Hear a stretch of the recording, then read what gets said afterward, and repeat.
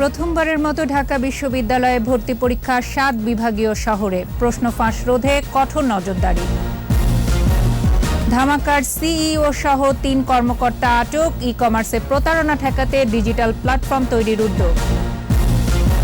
আস্থার সংকট দূর হওয়া নির্ভর করছে আইন সংস্কারের উপর, জানালেন সিইসি। ১১ নভেম্বর ৮৪৮ ইউনিয়নে ভোট।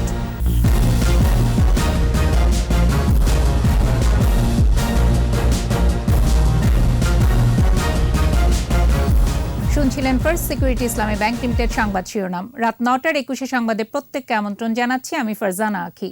দর্শক, ২১ টেলিভিশনের সংবাদ একই সাথে সরাসরি দেখতে পাবেন আমাদের ফেসবুক পেজ www.facebook.com/2124 অনলাইনে। প্রথমবারের মতো ঢাকার বাইরে ৭ বিভাগীয় শহরে ভর্তি পরীক্ষা নিতে যাচ্ছে ঢাকা বিশ্ববিদ্যালয়। শিক্ষার্থীদের ভোগান্তি কমানো, সময় ও অর্থের সাশ্রয় করতে ২০২০-২১ শিক্ষাবর্ষের স্নাতক শ্রেণীর সবকটি ইউনিটের পরীক্ষা গ্রহণে এ সিদ্ধান্ত নিয়েছে বিশ্ববিদ্যালয় প্রশাসন। সংবাদ সম্মেলনে জানানো হয়েছে, অসৎ উপায় ডিজিটাল জালিয়াতি রোধে এবারও আইন শৃঙ্খলা বাহিনীর জোর নজরদারি থাকবে। রিপোর্টে আরও জানাচ্ছেন মোহাম্মদ নুরুন নবী। প্রাণচাঞ্চল্য ফিরছে প্রাণের ঢাকা বিশ্ববিদ্যালয়ে। কেন্দ্রীয় লাইব্রেরি চালু হয়েছে, বাড়ছে শিক্ষার্থীদের আনাগোনাও। কমপক্ষে ১ ডোজ টিকা নিয়েছে এমন স্নাতক শেষ বর্ষ ও মাস্টার্সের পড়ুয়াদের জন্য হলের দরজা খুলছে ৫ই অক্টোবর। ১ অক্টোবর শুরু হচ্ছে বিশ্ববিদ্যালয়ের ভর্তি পরীক্ষা। ৫টি ইউনিটে ৭,১৪৮ আসনের বিপরীতে আবেদন করেছে ৩,২৪,৩৪০ জন। একটি আসনের বিপরীতে পরীক্ষার লড়াইয়ে ৪৫.৩৭ জন।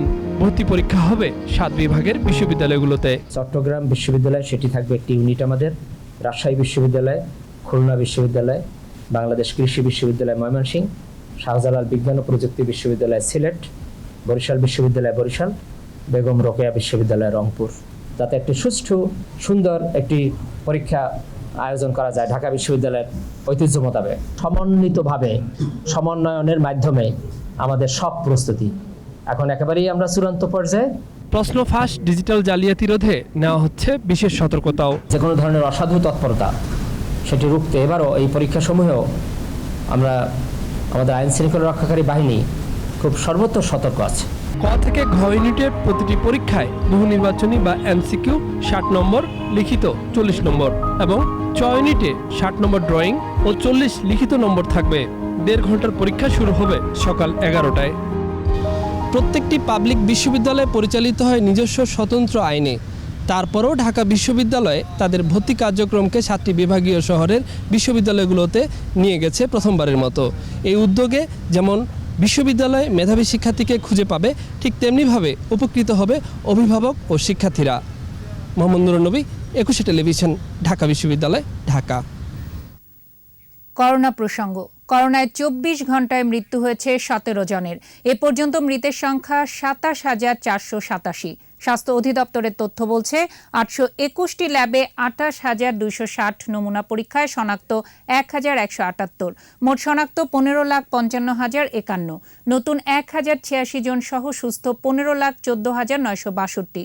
পরীক্ষার বিপরীতে দৈনিক শনাক্তের হার ৪.১২%। সুস্থতার হার ৯৭%-এর বেশি।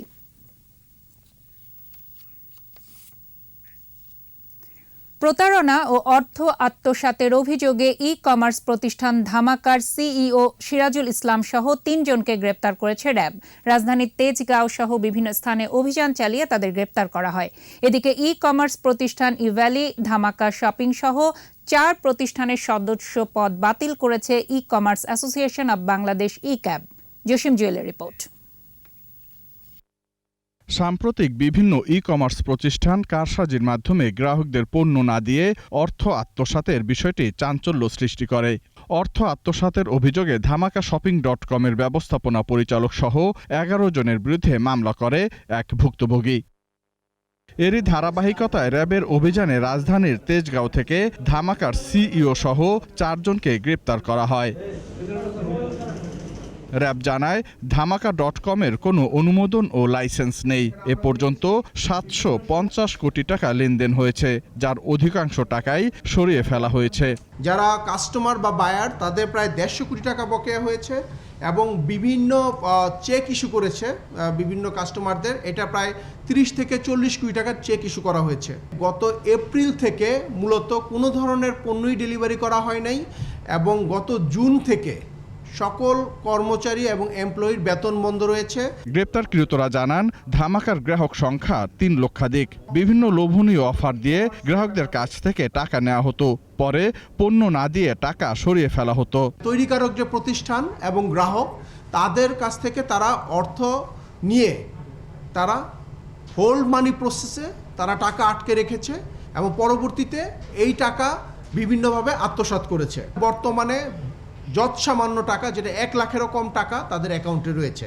এদিকে ই-ক্যাব জানিয়েছে ক্রেতা ও ভোক্তাদের পাওনা সময়মতো পরিশোধ না করায় 4 প্রতিষ্ঠানের সদস্য পদ স্থগিত করা হয়েছে। জসিম জুয়েল, 21 টেলিভিশন, ঢাকা। ই কমার্সে প্রতারণা ঠেকাতে ব্যাংক, আর্থিক প্রতিষ্ঠান সহ সবাইকে সাথে নিয়ে ইন্টারেক্টিভ ডিজিটাল প্ল্যাটফর্ম তৈরির উদ্যোগ নেওয়া হবে বলে জানিয়েছেন আইসিটি প্রতিমন্ত্রী জুনায়েদ আহমেদ পলক। তবে বলেন, লোকসান সমন্বয় করতে না পারায় ই-ভ্যালির মতো প্রতিষ্ঠানগুলো ব্যর্থ হয়েছে। বুধবার ঢাকা রিপোর্টার্স ইউনিটির নিজস্ব অ্যাপ উদ্বোধনী অনুষ্ঠানে একথা বলেন তিনি। মেহেদী হাসানের রিপোর্ট। ই-ভ্যালি, ই-অরেঞ্জ, ধামাকা সহ কয়েকটি ই-কমার্স প্রতিষ্ঠানের খপ্পরে পড়ে সর্বস্ব হারিয়ে মাথায় হাত হাজারো গ্রাহকের। এমন পরিস্থিতিতে ঢাকা রিপোর্টার্স ইউনিটির এক অনুষ্ঠানে সাংবাদিকদের মুখোমুখি আইসিটি প্রতিমন্ত্রী জুনায়েদ আহমেদ পলক। দ্রুততা এবং জবাবদিহিতা নিশ্চিত করতে চাই। ই-কমার্সের চলমান অস্থিরতা প্রসঙ্গে প্রতিমন্ত্রী বলেন, নতুন কোনো প্রতিষ্ঠান, বিশেষ করে যারা অস্বাভাবিক মুনাফা বা ডিসকাউন্ট অফার দিয়ে বাজারে আসে, তাদের বিষয়ে সরকার সহ সবাইকে সতর্ক হতে হবে। ডেফিনেটলি সাবধান হওয়ার দরকার আছে। তার দাবি, বিশ্ববিখ্যাত ই-কমার্স প্রতিষ্ঠান আলিবাবা বা অ্যামাজনও শুরুতে ই-ভ্যালির মতো ছাড় বা ডিসকাউন্টের অফার দিয়ে ব্যবসা শুরু করেছিল। সময় মতো লোকসান সমন্বয় করতে সক্ষম হয়, সফল হয়েছে তারা। কিন্তু একই মডেল অনুসরণ করে ই-ভ্যালির মতো বাংলাদেশি প্রতিষ্ঠানগুলো ব্যর্থ হয়েছে বলে মত প্রতিমন্ত্রীর। আলিবাবা যেটা শুরুতে করছিল, ওরা কি করছিল, এই ইউজার অ্যাকুইজিশন বাড়ানোর জন্য এই 8 আর 10 করতে করতে 2 এর যে গ্যাপ পড়ে, এটাকে অ্যাডভার্টাইজিং মানি হিসেবে ব্যবহার করতে করতে যখন দেখা যায় যে একটা ব্যালেন্স আসে 2 বছর 4 বছর পর, তখন একটা ইনভেস্টমেন্ট পায়। কিন্তু হয়েছে কি, এর টাইমিংটা না অনেকে ঠিকমতো করতে পারেনি, যাদের উদ্দেশ্য ভালো ছিল। আর যাদের উদ্দেশ্য গোড়া থেকেই গলদ ছিল, যে টাকা যা পাবো এটা নিয়ে পালায় যাব, সেটা কিন্তু টোটালি ডিফারেন্ট ছিল। ই-কমার্সে প্রতারণা ও নৈরাজ্য ঠেকাতে ডিসকাউন্টের হার বেঁধে দেওয়া হবে। এছাড়া নতুন একটি ডিজিটাল প্ল্যাটফর্ম প্রতিষ্ঠার কথাও জানান প্রতিমন্ত্রী। আর্থিক প্রতারণার চ্যালেঞ্জকে যদি আমরা মোকাবেলা করতে চাই, তাহলে সমাধানের পথ কিন্তু প্রযুক্তি, এবং এই প্রযুক্তি নির্ভর সমাধান হচ্ছে ইন্টারঅপারেবল ডিজিটাল ট্রানজ্যাকশন প্ল্যাটফর্ম। একটা প্ল্যাটফর্ম করে আমরা এই ব্যাংকিং সেক্টরের আর্থিক দুর্নীতি এবং আমাদের ই কমার্সের প্রতারণা প্রত্যেকটা জায়গায় আমরা ডিজিটাল সমাধান নিয়ে আসতে পারবো। সাইবার নিরাপত্তার জন্য প্রয়োজনীয় জনবল তৈরির উদ্যোগ নেওয়া হয়েছে বলে জানান আইসিটি প্রতিমন্ত্রী। আমরা সাইবার সিকিউরিটি একটা এক্সপার্ট পুল তৈরি করার। মেহেদী হাসান, 21 টেলিভিশন, ঢাকা। রাজনৈতিক দলের ঐক্যমতের ভিত্তিতেই পরবর্তী কমিশন হওয়া উচিত বলে মন্তব্য করেছেন প্রধান নির্বাচন commissioner KM Nurul Huda. Commission সভা শেষে সিইসি বলেন, আস্থার সংকট দূর হওয়া নির্ভর করছে আইন সংস্কারের উপর। এদিকে দ্বিতীয় দফায় 848 ইউনিয়ন পরিষদে ভোট 11 নভেম্বর। এছাড়া এদিন সিরাজগঞ্জ 6 ও 10 পৌরসভার তফসিলও ঘোষণা হয়েছে। বিস্তারিত জানাচ্ছেন স্মৃতি মণ্ডল।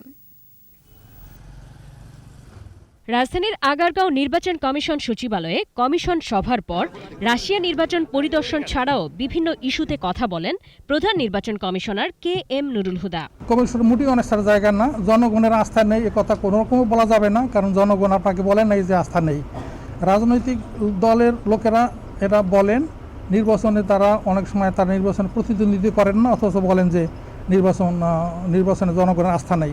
চলতি বছরের ডিসেম্বরের মধ্যে ইউনিয়ন পরিষদ এবং আগামী বছরের জানুয়ারির মধ্যে জেলা পরিষদ নির্বাচন শেষ করার কথা জানান সিইসি।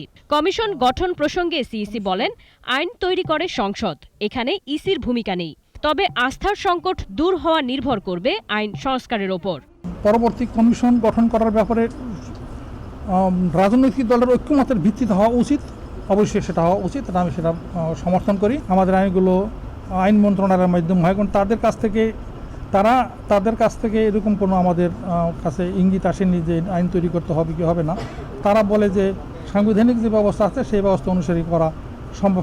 এদিকে দ্বিতীয় ধাপের 848 ইউনিয়ন পরিষদ, সিরাজগঞ্জ 6 শূন্য আসন ও সপ্তম ধাপে 10 পৌরসভা নির্বাচনের তফসিল ঘোষণা করেছেন কমিশন সচিব।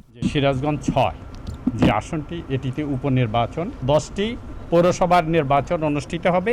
ভোট গ্রহণের তারিখ 2 নভেম্বর। তৃতীয় ধাপের যেই ইউনিয়ন পরিষদের নির্বাচন অনুষ্ঠিত হবে সেখানে টোটালি আমরা 848টি ইউনিয়ন পরিষদকে নিয়ে এসেছি। মনোনয়নপত্র দাখিলের শেষ তারিখ 17 অক্টোবর, প্রার্থিতা প্রত্যাহারের শেষ তারিখ 26 অক্টোবর, প্রতীক বরাদ্দ 27 অক্টোবর এবং ভোট গ্রহণের তারিখ 11 নভেম্বর। 10টি পৌরসভা, সিরাজগঞ্জ 6 শূন্য আসন এবং 848 ইউনিয়ন পরিষদের মধ্যে 20টিতে ইলেকট্রনিক ভোটিং মেশিন ইভিএম এ ভোট হবে। যেগুলো ম্যাচিউর হয়ে আছে এগুলো ডিসেম্বরের মধ্যে সম্পন্ন করবেন। স্মৃতিমণ্ডল, 21 টেলিভিশন, ঢাকা। সময় হলো বিরতির। যখন ফিরছি তখন অন্যান্য খবরের সঙ্গে আরও যা থাকবে। পরিমণির 2 দফা রিমান্ডের দায়ে আবারও 2 ম্যাজিস্ট্রেটের ব্যাখ্যা চাইলেন হাইকোর্ট। দেখছেন রাত 9টার 21 সংবাদ। চিত্রনায়িকা পরিমণিকে দ্বিতীয় ও তৃতীয় দফা রিমান্ডে পাঠানোর ঘটনায় 2 বিচারককে আবারও লিখিত ব্যাখ্যা দিতে নির্দেশ দিয়েছেন হাইকোর্ট। 24 অক্টোবরের মধ্যে এ বিষয়ে ব্যাখ্যা দাখিল করতে বলা হয়েছে। বিচারপতি মোস্তফা জামান ইসলাম ও বিচারপতি KM Zahid Sarwar high court bench এ আদেশ দেন। শাকির আরজু রিপোর্ট। গত 29 আগস্ট মাদক মামলায় চিত্রনায়িকা পরিমণিকে বারবার রিমান্ডে নেওয়া চ্যালেঞ্জ করে হাইকোর্টে আবেদন করা হয়। আবেদনে পরিমণিকে রিমান্ডে নেওয়ার ক্ষেত্রে উচ্চ আদালতের রায় না মানার অভিযোগ আনা হয়। শুনানিতে পরিমণিকে দ্বিতীয় ও তৃতীয় দফা রিমান্ডে পাঠানো নিম্ন আদালতের 2 বিচারকের ব্যাখ্যা ও মামলার নথি তলব করেন হাইকোর্ট। 14 সেপ্টেম্বর 2 বিচারকের দাখিল করা ব্যাখ্যায় ক্ষোভ প্রকাশ করেন হাইকোর্ট। আদালত বলেছেন, লিখিত ব্যাখ্যায় তারা সন্তুষ্ট নন। আজকে যখন মামলাটা লিস্টে আসলো তখন আবার সমভাবেই তারা ক্ষমা প্রার্থনা করলেন, কিন্তু যে ব্যাখ্যাটা প্রদান করলেন সে ব্যাখ্যাটা আদালতের কাছে যেমন আজকে সন্তোষজনক মনে হয়নি। অ্যাটর্নি জেনারেল স্যারও অ্যাপিয়ার করেছেন এবং ওনাদের পক্ষে সময় চেয়েছেন, সেই সময়ের পরিপ্রেক্ষিতে আগামী 24 তারিখ রাখা হয়েছে। হাইকোর্টের আদেশে 31 আগস্ট মাদক মামলায় জামিন পান চিত্রনায়িকা পরিমণি। শাকির আরজু, 21 টেলিভিশন, ঢাকা। SIBL ব্যবসা বাণিজ্যের খবর।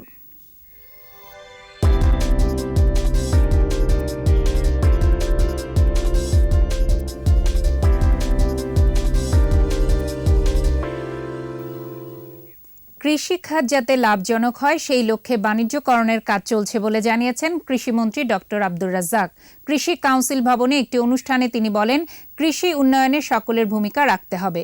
অনুষ্ঠানে সিনজেন্টা বাংলাদেশের managing director AM Golam Tauhid, ফিদার সভাপতি রিয়াজ আহমেদ সহ অনেকে উপস্থিত ছিলেন।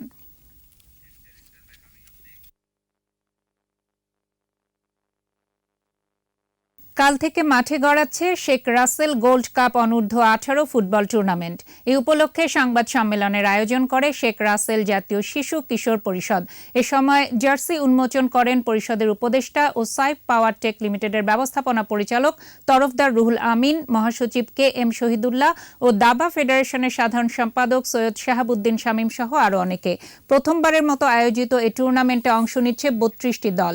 ভেন্যু হিসেবে থাকছে রাজধানীর কমলাপুরের শ্রেষ্ঠ শহীদ সিপাহী মোহাম্মদ মোস্তফা কামাল স্টেডিয়াম। টুর্নামেন্টের চ্যাম্পিয়ন্স দল 2 লাখ টাকা ও রানার্স আপ দল পাবে 1 লাখ টাকা। আর এরই সাথে শেষ করছি রাত 9টার 21 সংবাদ। তবে যাবার আগে ফার্স্ট সিকিউরিটি ইসলামী ব্যাংক লিমিটেড সংবাদ শিরোনামগুলো জানাচ্ছি আরও একবার। প্রথমবারের মতো ঢাকা বিশ্ববিদ্যালয়ে ভর্তি পরীক্ষা 7 বিভাগীয় শহরে, প্রশ্ন ফাঁস রোধে কঠোর নজরদারি। ধামাকার CEO সহ 3 কর্মকর্তা আটক, ই-কমার্সে প্রতারণা ঠেকাতে ডিজিটাল প্ল্যাটফর্ম তৈরির উদ্যোগ। এবং আস্থার সংকট দূর হওয়া নির্ভর করছে আইন সংস্কারের উপর, জানালেন CEC। 11 নভেম্বর 848 ইউনিয়নে ভোট। সর্বশেষ খবর জানতে ডায়াল করুন 2021 নম্বরে আর ভিজিট করুন 21-tv.com এই ওয়েবসাইটে। এছাড়া ফেসবুকে লগ ইন করতে পারেন facebook.com/2124 অনলাইনে। পরবর্তী সংবাদ রাত 11টায় দেখার আমন্ত্রণ রইল। স্বাস্থ্যবিধি মেনে চলুন, সুস্থ থাকুন, 21-এর সাথেই থাকুন।